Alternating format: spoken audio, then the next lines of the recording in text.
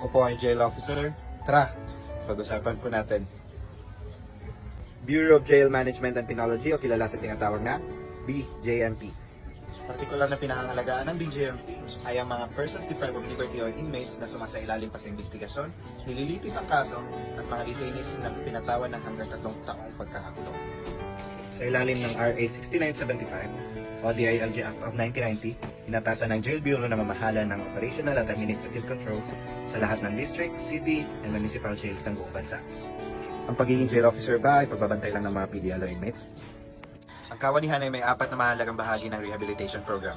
Ito ay livelihood projects, educational or vocational training, recreation and sports, at religious or spiritual activities. Ipinatupad ang mga programang ito upang mabago ang kriminal na pag-ugali ng isang bilanggo at maturuan silang maging produktibo at law-abiding citizen.